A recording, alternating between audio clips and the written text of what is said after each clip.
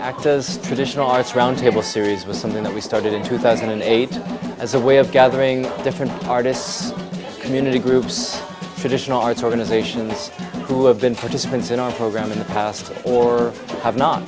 The Traditional Arts Roundtable series is our effort to try to build stronger networks amongst traditional artists throughout the Bay Area, with support from the Hewlett Foundation and the San Francisco Arts Commission. Part of the purpose is to be able to create a forum for traditional artists to come together and talk about salient issues that are important to them, to share a bit about each other's process and a bit about each other's work.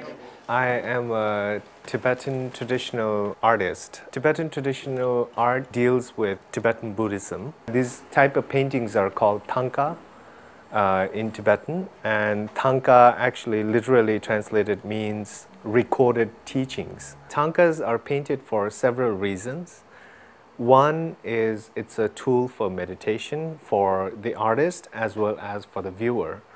The second one is also it narrates the history or biographical history of some great masters like Buddha. This tradition was developed sometime around the 6th century, and over the years it has transformed. What you are seeing here is more like the 14th or 15th century style.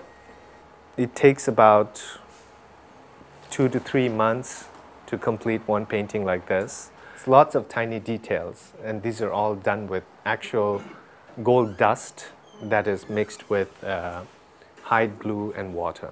I was trained to do this, and I painted traditional paintings for the last 20-something years. The whole idea behind painting traditional work was to personalize these images to the point where one is able to develop one's enlightened quality.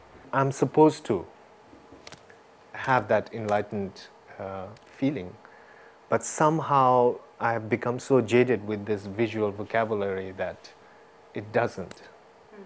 And also because the other fact is, in Nepal and in India, there's mass production of these paintings nowadays. Like, it has become more like a tourist art. So now I wanted to use these images in a way so that I can relate to it in a day-to-day function. This is another contemporary work. In the jar there is the head of the Buddha and hands and limbs, and it's a little political statement. Some of you may know about the situation of Tibet. Tibet was invaded by China in 1959, and the Tibetans had to flee Tibet. So, for example, someone like my father actually became a refugee in Nepal. I was born in Nepal. China still has reconstructed the infrastructures in Tibet and built all the monasteries that were destroyed during the Cultural Revolution and stuff. But my concern was more about if the actual tradition was preserved or if it was just something like for exhibiting, you know, to the outer world.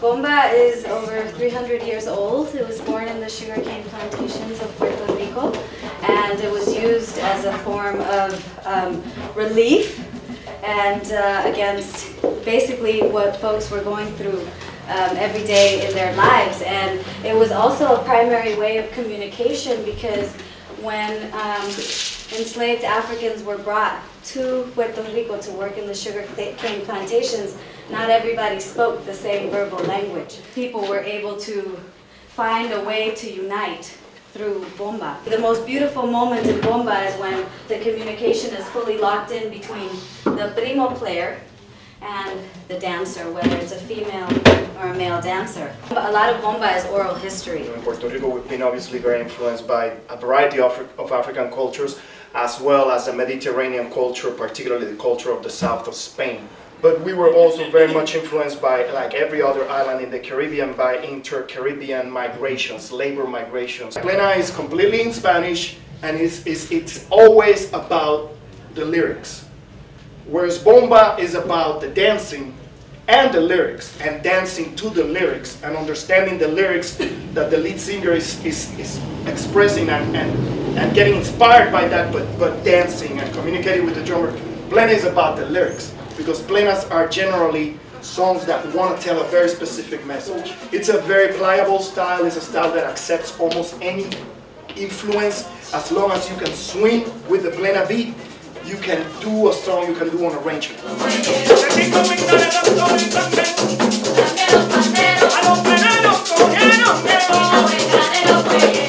Bomba is much more traditional. Bomba, we have to respect certain forms, we have to respect certain rhythms, we have to respect certain styles of dancing. Traditionally, a male and a female come out together to dance Bomba.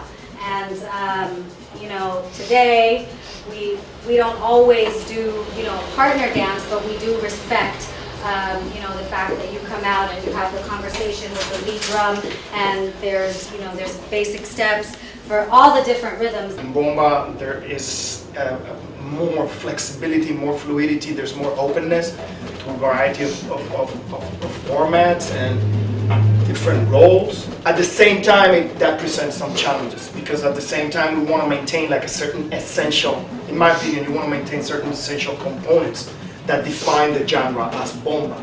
And those components need to be reproduced from generation to generation. And the way in which this was done before, it was through the families and through the close-knit neighborhood groups. Now those close-knit associations have been broken, in my opinion, because of the way Puerto Rico has been urbanized and developed economically, and the way in which all the traditional working class neighborhoods were destroyed, and then people were sent into the projects. So now we learn in different ways. So most of us would learn by studying with specific teachers that we bring from Puerto Rico or that we go. And it's a more kind of like formal teacher, student. I learned my Bomba in the South Bronx.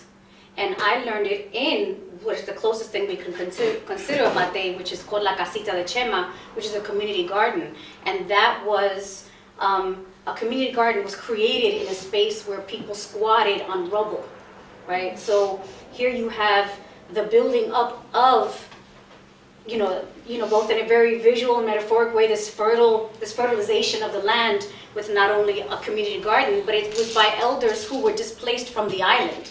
And so here they ended up in poverty in the South Bronx, but they continued, these elders continued their musical traditions from the barrios, from the ghettos of Puerto Rico. And me being from the Bronx, then I came upon these people through other friends, and I found this lush garden with a big apple tree, and you would find pleneros just playing tum, tum, tum, tum, tum, tum, tum, and you could hear that rhythm from the subway. So when we got here, you know, we could hear Jibaro music, but we could not hear Bomba, we could not, there was a little bit of plena, and one of the main projects that we've tried to kind of like develop was like, okay, let's get some, you know, traditional Afro-Puerto Rican music and dance here, and try to figure out a way in which we can learn and, you know, and teach and maintain it.